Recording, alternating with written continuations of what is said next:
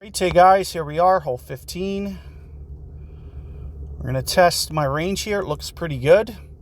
Now, one of the things that I know about this hole, 1.5 probably isn't enough. I'm thinking 1.4. For my adjustment, the ball guide is going to try to collapse down on me, so I want to try to avoid that by trying to land as north as possible. Now, I am going to be moving to higher ground. Anytime I move towards higher ground, I do expect this to kind of land. So if I'm set up here, I actually expect it to land up here. Okay, and that's just because of the fact that we're pulling the to higher ground. And again, I'm thinking 1.4-ish per ring. Maybe, I think that might even be a little light on the adjustment. So, you know, that's 7 rings-ish. Hold on. So 5 is 7 miles per hour. 8.4 is 6. 9.8 is 7. So we're going to come in, and I actually think we might need to almost pull this 7th ring. So whatever that division is, if that's 1.35, that's kind of more in the ballpark of what I'm thinking. Because because you got to think you're pulling the target so much more towards max that you need to start increasing your ring adjustment. So I am going to just kind of stick with this. And again, like I mentioned, I do think that's like 1.35 per ring, give or take. Hopefully that doesn't register. We'll know right away if it did, because I won't even be close. But you can see it's dead on line, maybe just a little bit light. So if I was to do that division, what was that, 9.3?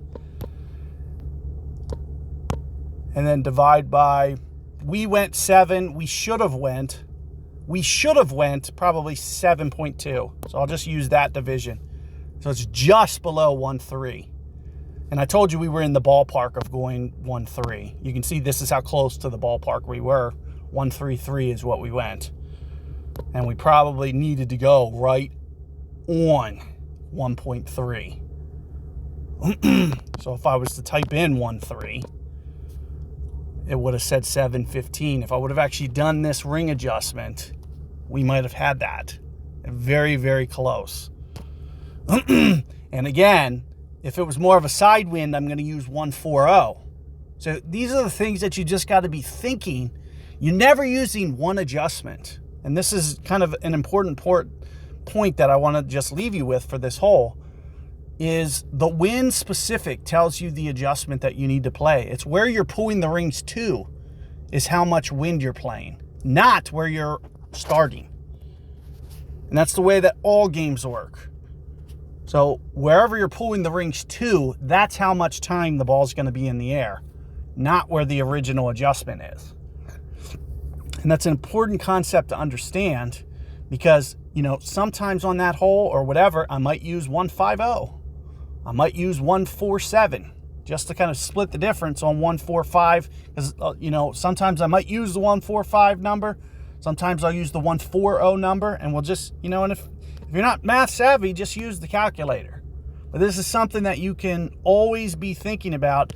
And this is how the guys that are posting the score, this is how they're beating you, because conceptually, they just have that understanding. So if you want to get to your game to that level and elevate it a little bit more, that's the mindset and thinking that you need to be playing all of these holes with at all times.